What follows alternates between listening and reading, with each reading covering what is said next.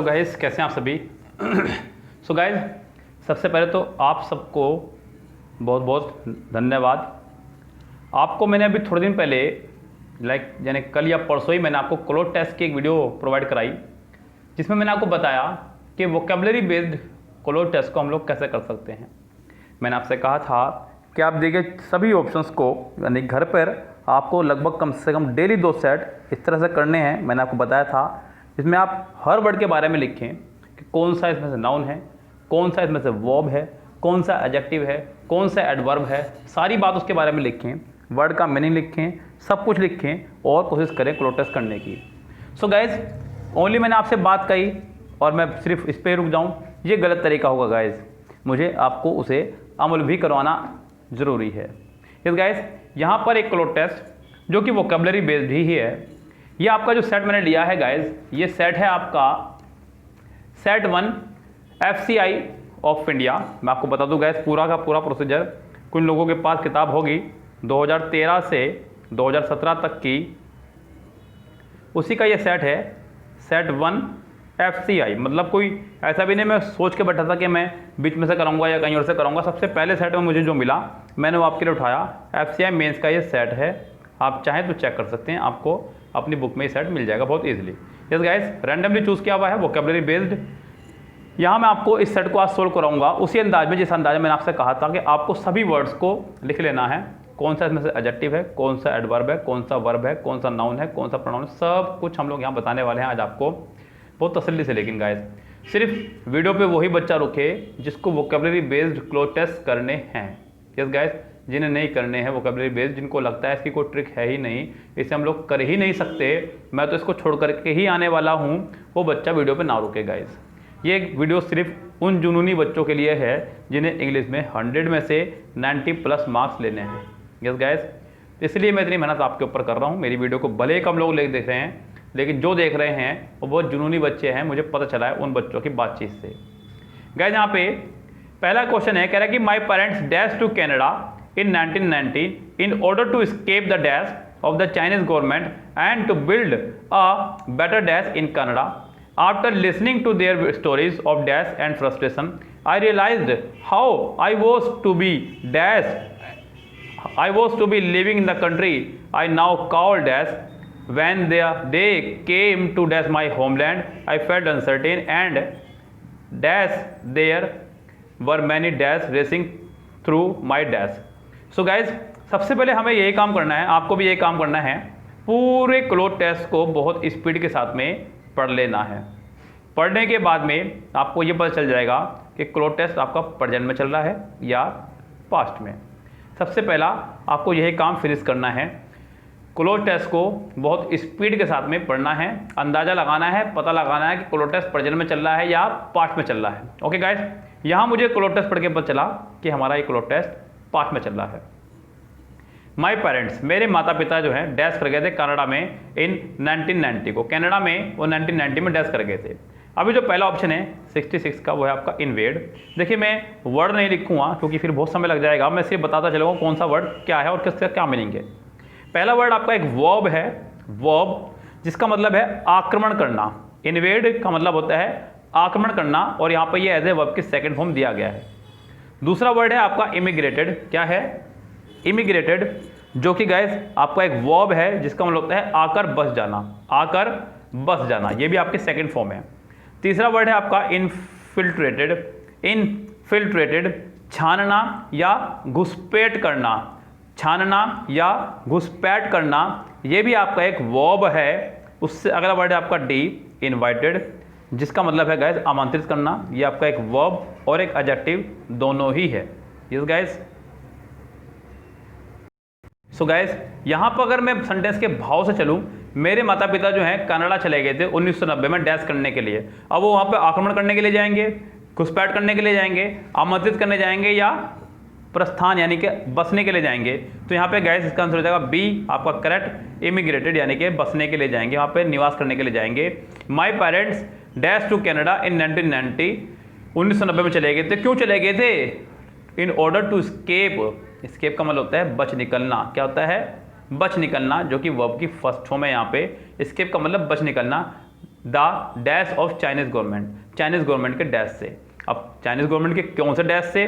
पहला वर्ड है यहाँ पे डेमोक्रेसी, डेमोक्रेसी मतलब लोकतंत्र या प्रजातंत्र जो है आपका एक नाउन। दूसरा है आपका रिपब्लिक, रिपब्लिक का मतलब होता है प्रजातंत्र या गणतंत्र ही, जिसका मतलब होता है गाइज सॉरी गणतंत्र या प्रजातंत्र जो भी है आपका नाउन भी है और एक एडजेक्टिव भी है। तीसरा है आपका मोनार्की, मोनार्की मतलब राजशाही या एक तंत्र, किसी एक व्यक्ति का शासन, जो कि आपका नाउन। और डी है आपका टायरेनी यानी कि अत्याचार या जुल्म, जो कि है आपका एक नाउन। हालांकि यहाँ पे दा लगा हुआ है तो यहाँ पे ऑफ भी लगा हुआ है बाद में, ऑफ से पहले कोई भी नाउन आ सकता है और उस नाउन से पहले दा भी आ सकता है, कोई दिक्कत नहीं है गाइस। यस, तो यहाँ पे हमें मीनिंग के हिसाब से जाना होगा। कह रहा है कि in order to escape the dash of the Chinese government, Chinese government के डैश से बचने के लिए, किससे बचने के लिए? लोकतंत्र से, प्रजातंत्र से, गणतंत्र से, राजशाही तंत्र से। तो गाइज बचने के लिए उनके अत्याचार से, टायरेनी से, किससे? टायरेनी से। तो गाइज इसका आंसर हो जाएगा आपका डी करेक्ट। क्या हो जाएगा? D correct. And to build a better dash in Canada, और अपना एक अच्छा डैश बनाने के लिए कनाडा में। अब गाइज यहाँ पे हमारे पास जो ऑप्शन है, पहला ऑप्शन है 68 का। बिल्कुल आराम से गाइज, बहुत जल्दीबाजी मत करना। देखिए वोकेबलरी बेस्ड क्लोज टेस्ट पे पकड़ बना रहे हैं आप, कोई आसान बात नहीं है, समय लगेगा, लेकिन एक समय ऐसा आएगा जब 10 में से आप 8 नंबर भी वोकेबलरी बेस पे ला सकते हैं। पहला वर्ड है लिविंग, जिसका मतलब होता है जीविका या रहन सहन, जीविका या रहन सहन जो है आपका एक नाउन है। दूसरा वर्ड है आपका लाइफ, लाइफ का मतलब जीवन, जो कि आपका एक नाउन है। उसके बाद में इनकम यानी कि आय, इनकम यानी कि आय या लाभ, जो कि आपका एक नाउन है। और उससे अगला वर्ड है आपका लिवलीहुड, जीविका या रोजी, जो कि आपका एक नाउन है। लेकिन गाइज यहाँ पर अगर हम बात करें बेटर के बाद में, ये एक एडजेक्टिव है तो उसके बाद नाउन आना चाहिए था, सारे ही नाउन है, लेकिन जो मीनिंग बनाएगा सेंटेंस का वो बनाएगा आपका लाइफ। क्या बनाएगा? लाइफ। तो यहाँ पे to build a better life in Canada, अपना अच्छा जीवन बनाने के लिए कनाडा में। तो थर्ड का यानी कि 68 का आंसर हो जाएगा आपका B correct. After listening to their stories of dash, उनकी कहानी सुनने के बाद में, उनकी कहानी सुनने के बाद में, किस चीज़ की कहानी सुनने के बाद में? डैश एंड फ्रस्ट्रेशन, एंड के बाद आपका वर्ड आ रहा है फ्रस्ट्रेशन, फ्रस्ट्रेशन। सो गाइज ये आपका एक नेगेटिव वर्ड है, प्लूरल भी है, तो एंड से पहले भी आपका कोई नेगेटिव ही वर्ड रहेगा और साथ में प्लूरल भी रहेगा। 69 का जो पहला ऑप्शन है वो है हार्डशिप, हार्डशिप का मतलब होता है तंगहाली। क्या होता है? तंगहाली यानी कि एक नाउन है। दूसरा वर्ड है आपका ट्रेवल्स यानी कि यात्रा, ये तो आने से रहा, जो कि एक वर्ब भी है, पहली बात तो यही है। दूसरा है आपका सी डिस्टेंसेस, दूरी, जो कि नाउन और वर्ब दोनों ही है। और डी है आपका चेताना, जब पहले से ही किसी को सावधान करना। यस, डाउट करना, सॉरी गाइस, डाउट माने संशय, संशय यानी कि शक वगैरह, तो ये आपका है एक नाउन और वर्ब दोनों ही। यहाँ पर हमारा जो वर्ड हो जाएगा फ्रस्ट्रेशन को देखते हुए साथ में चलेगा आपका हार्डशिप। यस, क्या बनेगा? After listening to their stories of hardship, उनकी कठिनाइयों की और फ्रस्ट्रेशन की कहानियाँ सुन करके आई रियलाइज्ड, मुझे एहसास हुआ, हाउ डैश आई वॉज, कितना डैश हूँ मैं या कितना डैश था मैं। 70 पहला वर्ड है आपका फोरवार्न, फोरवार्न मतलब किसी को पहले से ही सावधान कर देना, वर्ब और नाउन दोनों ही है। उससे अगला वर्ड है आपका गाइस फॉरगिवन, किसी को माफ़ कर देना, यह आपका एक एडजेक्टिव है। उससे अगला वर्ड है आपका फॉर्चुनेट, फॉर्चुनेट मतलब भाग्यशाली, जो कि आपका एक एडजेक्टिव है। और डी है आपका फॉरगॉटन, भूला हुआ या माफ़ कर देना, जो कि आपका एक एडजेक्टिव है। सो गाइज यहाँ पे 70 में कह रहा है कि how realise, I realise how. So guys ऐसी स्थिति में जब आई रियलाइज हाउ की बात करें तो इसके बाद में आपको कोई एडजेक्टिव ही लगाना होता है। याद करें जरा, इससे बनते हैं exclamatory sentence, how beautiful you are, कितनी खूबसूरत हैं आप। What a beautiful sari it is, कितनी खूबसूरत साड़ी है यह। सो गाइज ऐसी स्थिति में हम लोग हाउ और व्हाट के साथ में एडजेक्टिव का ही इस्तेमाल करते हैं। यहाँ पे आना तो एडजेक्टिव ही है, ये तो कन्फर्म है, या तो ये या ये। सो मुझे एहसास हुआ कि हाउ डैश आई वॉज, मैं कितना डैश था। पहला आपका एडजेक्टिव हुआ, मैं कितना फॉरवर्ड था, पहले सजेस्ट किया गया था, फॉरगिवन था, माफ किया था, मैं कितना भाग्यशाली था। तो गाइज इसका आंसर हो जाएगा आपका सी करेक्ट, मैं कितना भाग्यशाली था, fortunate to be living in the country I now call dash, इस कंट्री में रह रहा हूँ जिसको मैं डैश कहता हूँ आज, क्या कहता हूँ, home, house, residence, property. So guys वह स्थान जहाँ पर आप निवास करते हैं उसको बोलते हैं गाइस मेरा होम टाउन। याद होगा, अगर मैं बात करूँ, मैं अपनी बात करूँ गाइस, मैं मेरठ से हूँ वैसे मुख्य रूप से, आजकल मैं सहारनपुर रह रहा हूँ, तो मेरा होम टाउन जो है वो मेरठ कहलाएगा। क्या कहलाएगा, मेरठ कहलाएगा। तो 71 में भी आपका आ जाएगा I realise how fortunate I was to be living in the country I now call home, जिसको मैं अपना आज घर बोलता हूँ उस देश को। when the day came to dash my homeland, जब दिन आया डे होमलैंड जाने का मेरे, तो गैस यहाँ पे अभी देखते हैं पहला वर्ड है हमारा रिवाइज। क्या वर्ड है गैस पहला हमारा यहाँ पे, रिवाइज, जिसका मतलब होता है दोहराना। क्या होता है, दोहराना, जो कि आपकी एक वर्ब है और नाउन भी है। जब आप कहें कि किसी चीज़ में दोबारा से संशोधन करना, किसी चीज़ में फिर से संशोधन करना, उसे बोलते हैं रिवाइज, नाउन के तौर पे। अगला है रिटर्न, लौटना, जो कि वर्ब, नाउन, एडजेक्टिव दोनों ही है। सी है आपका रिवर्स, उल्टा कर देना किसी चीज़ को, ये भी आपका वर्ब, नाउन, एडजेक्टिव तीनों हैं। उसके बाद है आपका गाइस अगला वर्ड रिविजिट, कहीं पे दोबारा चर्चा करना, दोबारा जाना, जो कि एक वर्ब है। सो गाइस कह रहा है कि When the day came to return my homeland, जब वो दिन आया जब मैं अपने होमलैंड वापस लौटा, तो गाइस यहाँ पे रिटर्न आएगा I felt uncertain, यानी कि मैं अनसर्टेन सा फेल्ट करने लगा, एंड डैश, और डैश महसूस करने लगा, अनसर्टेन फील करने लगा। अनसर्टेन मतलब बेचैनी से महसूस करने लगा, और अनसर्टेन के बाद भी आपका बेचैनी से ही संबंधित कोई वर्ड आएगा आपका 73 में जो वर्ड हैं। पहला वर्ड है आपका स्टेबल, स्टेबल यानी कि घोड़े के अस्तबल को भी बोल देते हैं, एक काऊ को भी बोल देते हैं स्टेबल।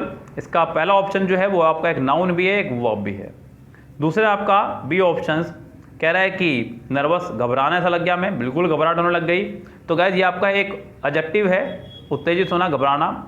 सी है आपका फूरियस, बहुत ज़्यादा उग्र, हिंसक हो जाना, गुस्सा हो जाना, एडजेक्टिव है गाइस। उससे अगला वर्ड आपका शांत होना, काम होना, एडजेक्टिव भी है और नाउन भी है। हालांकि यहाँ पे आपका आएगा नर्वस हो जाना, मैं बहुत घबराया हुआ भी था और अनसर्टेन, बेचैन भी था, बिकॉज एंड से जुड़ा है, एंड के दोनों तरफ सेम रहना चाहिए। I felt uncertain and nervous, there were many dash racing through my dash, there were many dash, there were many dash, पहला वर्ड आपका कंसर्न, चिंता, there were many dash, concern मतलब चिंता भी और संबंध रखना भी, संबंध रखना भी। दूसरा वर्ड आपका बी कन्वर्ट्स, परिवर्तित करना, परिवर्तित करना, जो कि आपका है ये ऊपर वाला नाउन है, नीचे वाला आपका नाउन और वर्ब दोनों है।